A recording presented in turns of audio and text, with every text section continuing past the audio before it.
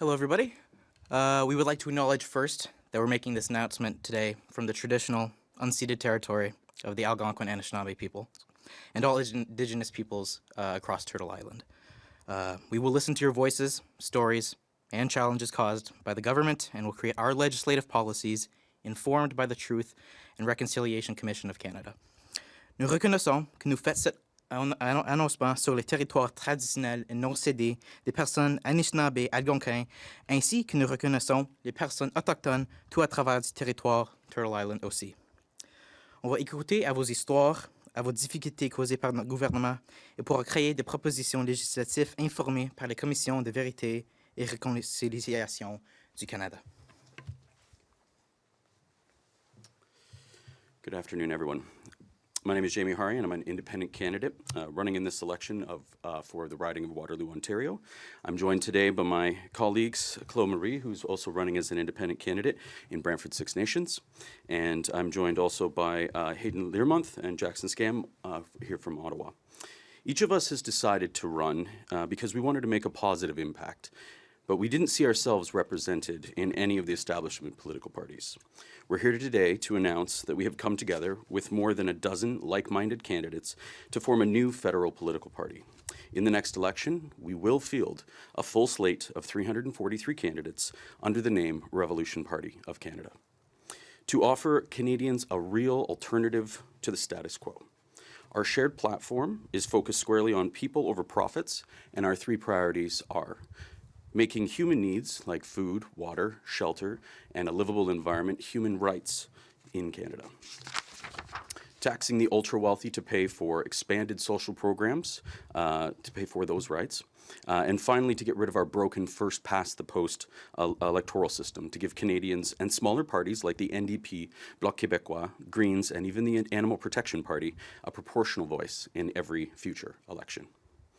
We're facing unprecedented economic crises, and we need a response that doesn't put the burden on Canadian working class, like reciprocal tariffs.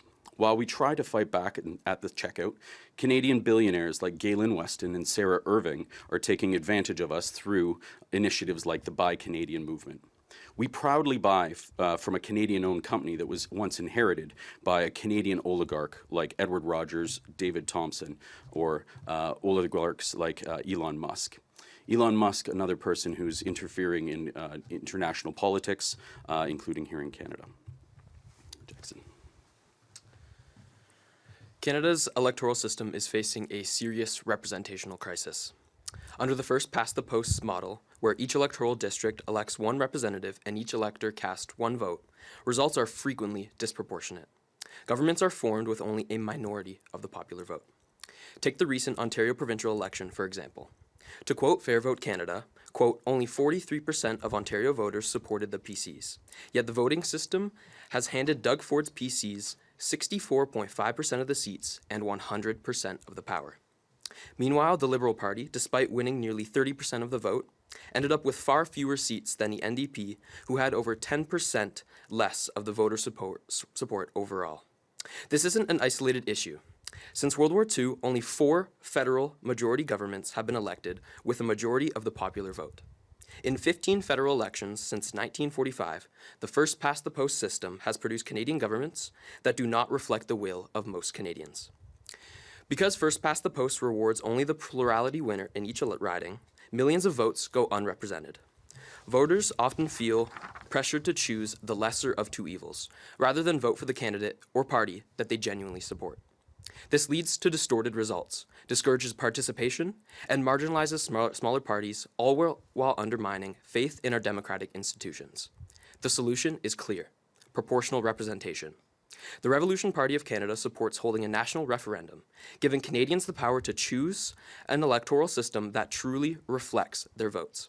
Proportional representation ensures that political parties receive seats in proportion to their share of the vote, creating a more accurate, inclusive, and democratic system. A modern effective example is New Zealand's mixed-member proportional representation system. Voters cast 2 votes, one for a local candidate and another for a political party. This system delivers results closely aligned with the popular vote. In New Zealand's 2023 general election, the difference between vote share and seat share for all parties was no more than 1.8%, demonstrating how every single vote counts. PR is not too complex for voters.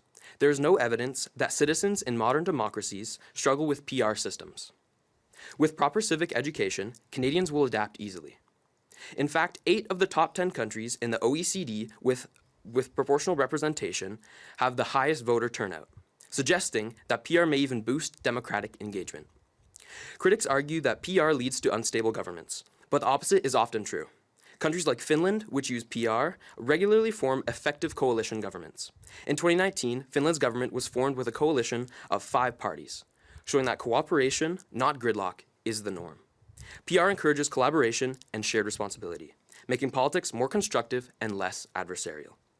The Revolution Party of Canada firmly supports a citizen-led referendum on electoral reform. Canadians deserve the right to choose an electoral system that ensures their voices are heard and their votes matter. Thank you very much. And similar to how people should have the right to be represented, there are also people should have a right to food and shelter, things that the government has already committed to in various forms of ways, but we have yet to see really acted out through policy. One moment. From 2018 to 2002, shelter costs have increased nationally by 20.6%. So there's a rise in costs for housing, and the wait list to get into supportive and geared-to-income housing is extremely long. The CBC reported a 14-year wait list for geared-to-income in Toronto, a 6-year wait list for in Montreal, and I recently just got a call back from the Waterloo Affordable Housing geared to income. After 6 years, I no longer live there, unfortunately. And so if housing is truly a human right, then we need to start taking it much more seriously. The government committed to making it a human right.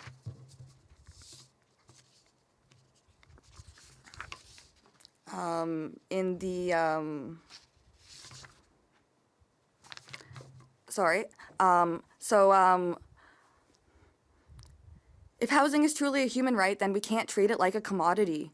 Provinces have been given, provinces give money to private corporations to build affordable housing, but often these third-party landlords don't prioritize quality of life or the residents. And oftentimes these inclusionary units are only temporarily available and then will go back to market. By delegating responsibilities to the provinces, which then delegate to municipalities and then nonprofits and churches, it's a great effort, but it's not the solution, and it's too decentralized. And as a person with lived experience, with friends with lived experience, I know that we live in a country where the weather can kill you and can be very detrimental, and that housing is a human right on that point alone. And so we really do need to fix the revolving doors of the system, the homelessness system, to get people into affordable housing.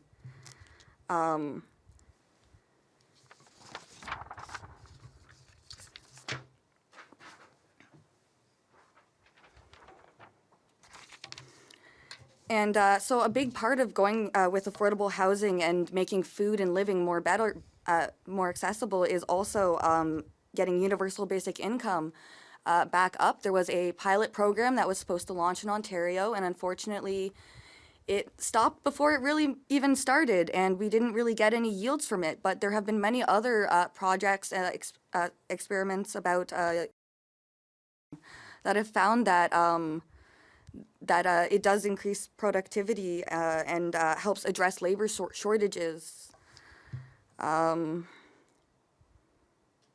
Hayden, to you. Thank you very much. Human rights are just that, the rights of humans, but I want to ask you all today, do all human beings receive the respect of those rights? And the answer is as forceful as a no as I could possibly muster. Every human's needs are every human's rights, no matter color, gender identity, sexuality, class, marital status, religion, disability, professional status, or any other identity of any kind. This should not be considered controversial. As indicated by Chloe, human needs and consequently human rights include food and shelter, but what is also an unassailable human right includes clean running water for adequate hydration as much as it is for the human necessities of life, such as cooking and hygiene. Water insecurity in Canada and across the world disproportionately affects First Nations communities, who face incessant long-term drinking water advisories. Many communities have water supplies that are contaminated with bacteria, leading to diseases and serious health risks, and the government continues to mistreat and abandon the people whose generational suffering they are directly responsible. This is why the Revolutionary Party of Canada will deprivatize the for-profit creation, extraction, and selling of water and eliminate all contracts with companies such as Nestle and ban all future water extraction for profit. Furthermore, issues such as water security affect marginalized communities the most, and that includes not only First Nations people, but all people that find themselves marginalized, including the most recent example of injustices towards the Indigenous peoples of our country in Winnipeg, Manitoba, where it took nearly 3 years for the Prairie Green landfill in Winnipeg, Manitoba, to be searched for the remains of 4 missing Indigenous women due to repeated and vigorous refusals by former progressive conservative Premier Heather Stephenson. And in fact, they ran ads boasting about this decision. Once underway, the search found the remains of Morgan Harris and Mercedes Myron as the search for Ashley Shingus continues. These women were victims of a serial killer targeting Indigenous women who were failed by a racist government and public.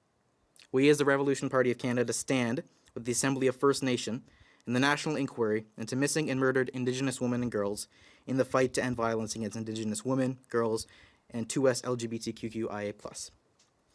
Indigenous women make up 16% of all female homicide victims, despite Indigenous people making up only 4.3% of the Canadian population. This means they are 4 times more likely to be victims of violence and victims of homicide than non-Indigenous women.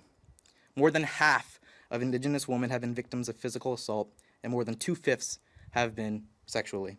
By comparison, roughly 1/3 of non-Indigenous women have been victims of these forms of violence.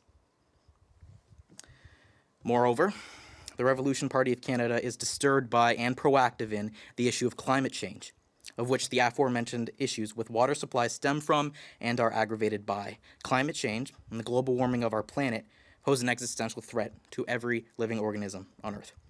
And let it be clear that this is not your fault. Just the top 100 corporations are responsible for 71% of all greenhouse gas emissions since 1998, obliterating our planet and its atmosphere. We will not let stolen land be further desecrated by being wholly and irrevocably destroyed. We stand in accord with missions and initiatives such as the Fossil Fuel Non-Proliferation Treaty, which advocates for global cooperation in the effort to expedite the transition from conventional to clean, renewable energy. As with water security, the effects of climate change affect marginalized communities the most as well. Global warming wreaks havoc on the Arctic at a rate and severity unlike any other region, as the rising sea levels, thawing permafrost, severe weather, and loss of sea ice are destroying the resources and lives of Indigenous communities.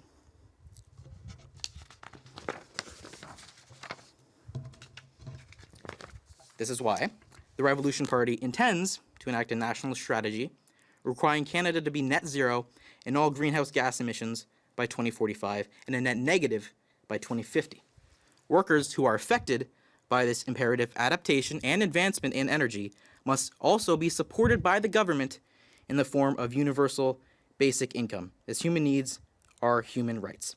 In today's state of affairs, where human needs are locked behind a paywall, each human being in this country must then receive unconditional recurring payments to ensure every person in this country has their needs and thus rights met.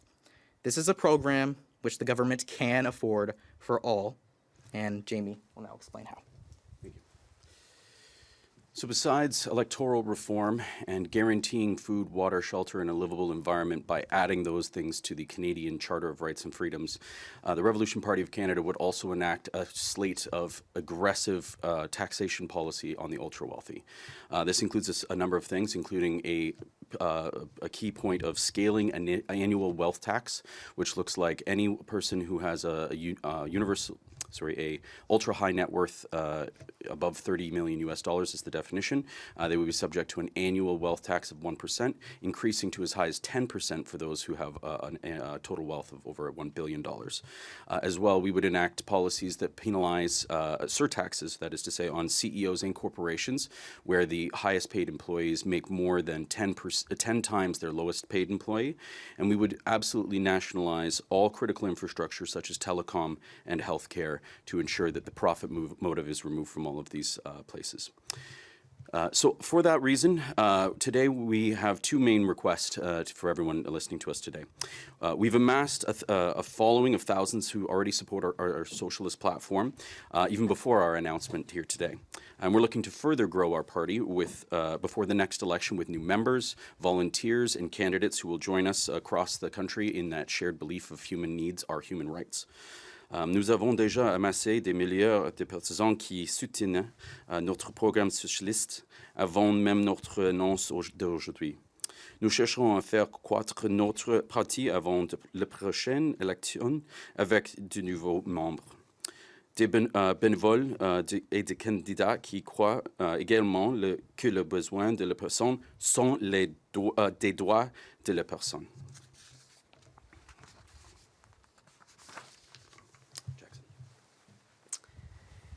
If you feel like you're voting to ensure the lesser of two evils doesn't win, or not voting because you don't see a good choice in this election, we're encouraging you to consider voting for a party or a candidate that supports electoral reform.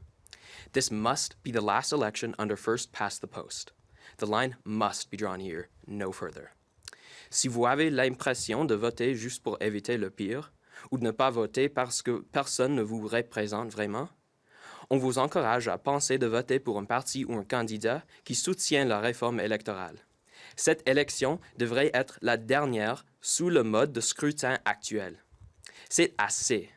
On doit tracer la ligne ici, pas plus loin. Thank you very much.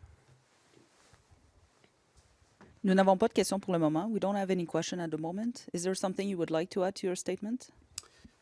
No, I think at this point we are looking to speak to members of the press who are interested in our platform, and we're looking to call everyone to the revolutionparty.ca if you're interested in joining us either as a member, a volunteer, or a candidate in the upcoming election. Thank you very much for your time. Thank you. This concludes the press conference. Merci. C'est ce qui conclut cette conférence de presse. Thank you.